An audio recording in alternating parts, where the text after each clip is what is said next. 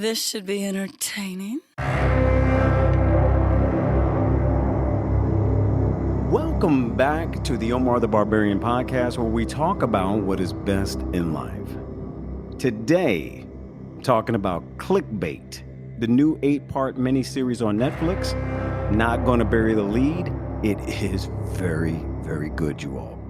I binged it last night, woke up groggy and tired because I was up until the wee hours because I absolutely had to finish it. Had to. So, look, for the most part, this is a non-spoiler review. It is way too good for me to spoil it. I need you to watch this thing. So that said, there will be mild spoilers for the first episode and the basic premise. So if you have not watched Clickbait, pause this podcast and go watch it. Trust me, you do not want any of this spoiled for you. If you like suspenseful thrillers with some mystery thrown in and strong character development, Clickbait is like Christmas Day. Man, is it strong. But if you've already watched it, or if you just don't care about spoilers, period, well, then kick back and relax.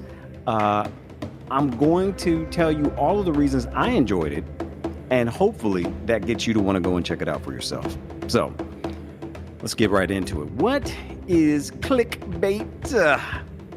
Well, according to our friends on Wikipedia, Clickbait is an American-Australian drama streaming television miniseries created by, I'm going to probably butcher a bunch of these names, Tony Aris, hopefully I'm saying that right, and Christian White. Aris serves as the showrunner, while Brad Anderson, Emma Freeman, Ben Young, and Laura Besley, might be Beasley, but I think it's Besley, are set to direct, right? It was released on Netflix on August 25th, 2021, and it explores the ways dangerous and uncontrolled impulses are fueled in the age of social media and reveals the ever-widening fractures between virtual and real-life personas. Man, it is right in our hip pocket, like our phone. I didn't even mean to do that. It's set in the United States, but they actually filmed it in Melbourne, Australia. Again, it's a miniseries on Netflix, has 8 parts, stars Adrian Grenier. I think I'm saying your name right. Forgive me. Betty Gabriel. I think it's Zoe Kazan. And a host of others. I'm not going to butcher anybody else's names. I think Adrian Grenier looks familiar, but for the most part, I haven't seen much by this group of very talented performers. And honestly, that is very refreshing. I don't know these actors, and so the performances didn't come with any expectations. Having a cast of virtual unknowns gave way to performances that were amazing, but not expected. It felt a lot like going to, for me, a stage play at like a local spot in your area and seeing actors who work hard on their craft give their all. It's easy to forget sometimes that there are talented people in Hollywood that you just haven't heard of. Well, they're all on this show, and you'll definitely know now. I think a lot of the actors from this miniseries will get work because of just how good this is. The general runtime of each show is anywhere between 42 and 52 minutes, so around an hour or so for each show. So if you go in, you're looking at just south of 8 hours of, so you can binge it in a day if you start early enough. Or if you're like me, you just don't mind going late. So the setup of the 8 shows, once you get the gist of the general storyline, they break each show up like a chapter of a really good mystery book, or an ensemble sort of cast.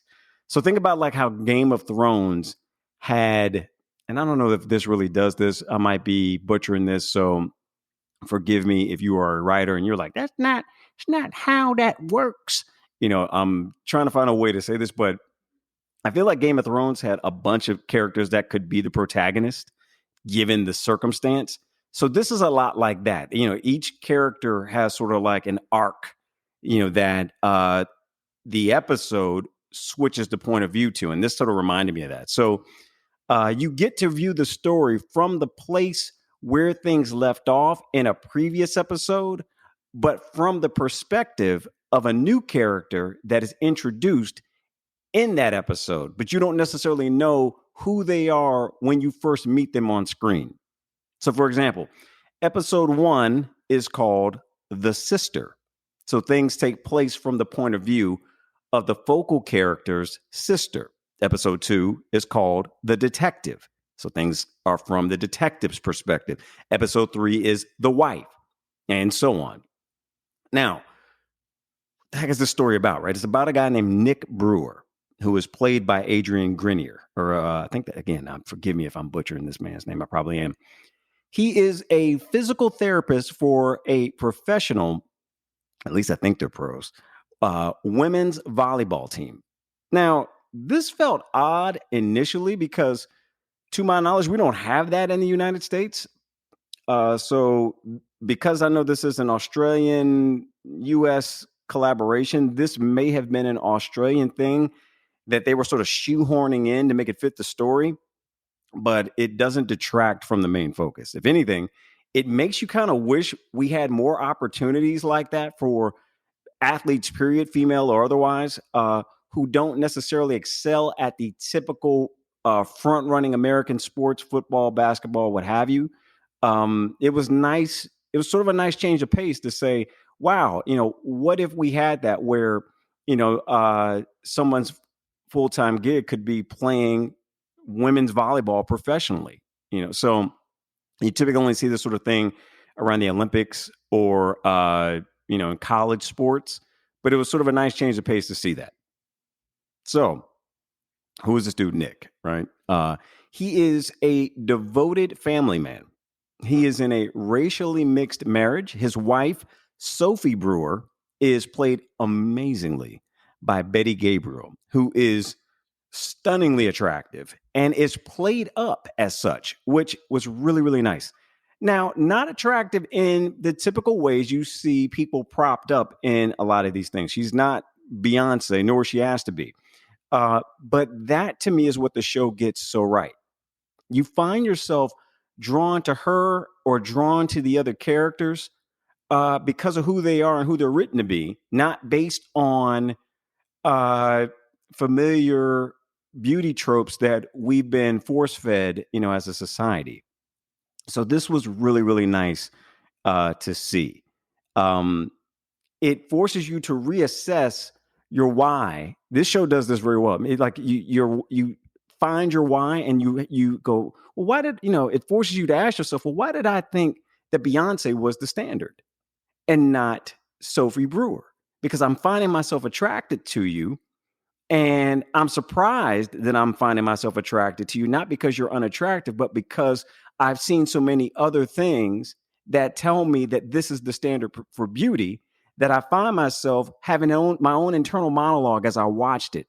And the show is very good at that, at making you look in the mirror or the reflection of yourself in your own smart device, right? It's just, they get this so right without saying a word or in very subtle dialogue. And you almost kind of wonder as you're watching it, wow, did they mean to do that? Or was that a happy accident? And you just don't know. It's so well done.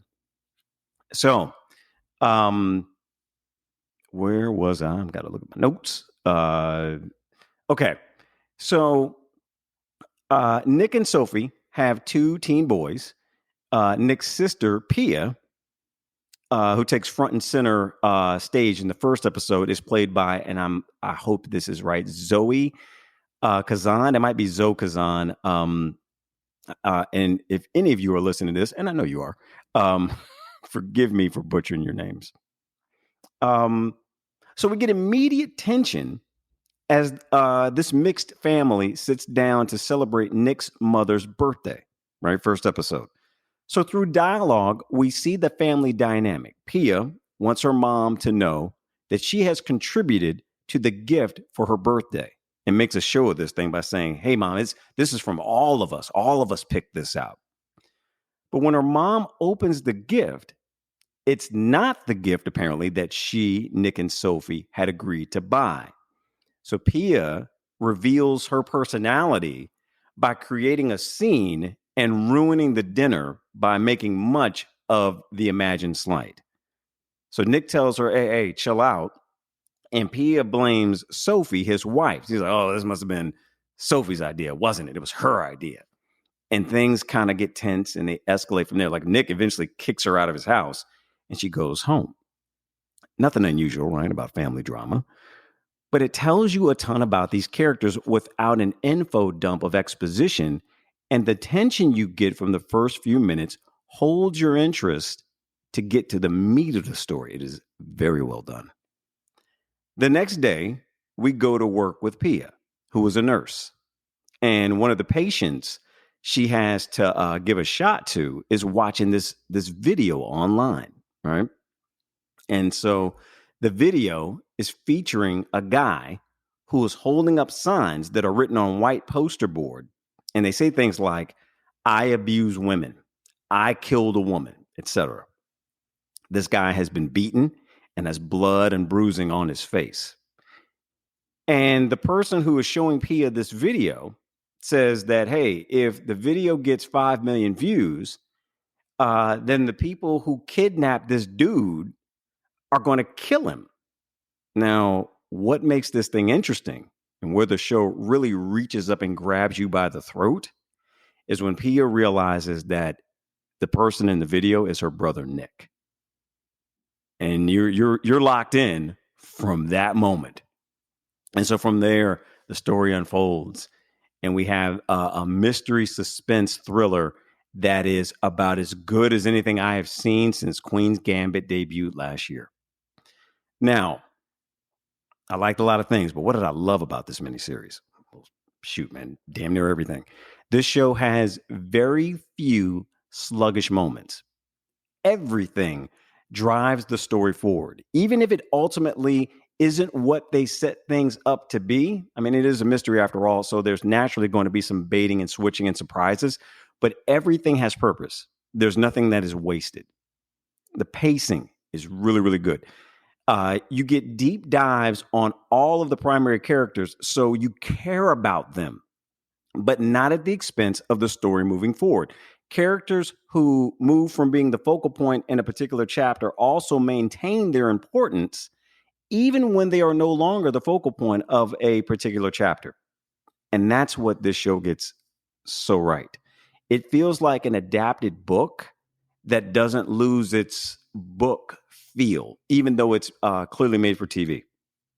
The use, and this, I loved this next point, the use of social media screens as visual effects. This is short of Tony Stark, in a Marvel movie. This is the best I've seen on TV to date. Now, the world is still figuring out how to best show texting or what's on a video that a character is watching in a way that allows us to see their screen as a viewer, but doesn't require a cutaway to the screen, right? They're still trying to figure that out. So the way that Clickbait blends it all together is perfection. One doesn't dominate the other. They work in tandem. So you as a viewer get to see what's on the screen, but you also see the characters' reactions as they look at what's on the screen. And the two things together tell you a story without words. And yet, because it's texting, it is words. And they had to get this right because so much of the story is dependent upon what people write on social media platforms. And this show touches on damn near all of them. Also, the social commentary is in your face without being in your face. I don't know how they nailed this one in 2021, where sometimes these sort of shows can err on being a bit too agenda driven and they lose the reason why you sat down to watch it in the first place, which is to be entertained. But Clickbait dodges that bullet. It's a story about flawed people who have technology, and that technology kind of has them the same way that ours kind of has us at times. I recently listened to a sermon by Stephen Furtick where he talked about going back to a flip phone. He said that the same technology that allows him to preach a sermon to millions can also be a prison. This show definitely shines a light on just how quick we as a culture would like to capture a video of a man drowning rather than throwing that same man a lifesaver. And in showing you these things that look real, that aren't, and also showing you things that seem innocent on the surface that are actually very dangerous. This show gets this so right in so many ways. I cannot recommend this show any stronger. Please go and check it out. I think you'll deeply enjoy it. 5 out of 5 stars, 2 very enthusiastic thumbs up. It is very, very, very, very, very, very, very well done. Top to bottom. That's pretty much all I got today. As you all know, we're doing a much anticipated, what Kevin Brown called, air quotes, serial killers podcast coming up very soon. I'm going to keep that title because I think it's dope. If you want your opinion heard about the best breakfast cereals, we have a Google Voice number now, 813-384-8463. Drop us a message, and if it's not trash, I'll put it on the show. If you know what, if it is trash, I'll probably put it on and clown you. So, make sure that the message you leave is dope. Other than that, thank you all for listening to the Omar the Barbarian podcast. If you are not subscribed, please subscribe. If you are subscribed, do it again, because why not, right? We love reviews, but only positive ones. So if you hate the show, keep that to yourself. Hug somebody that you love, and I will see you next time.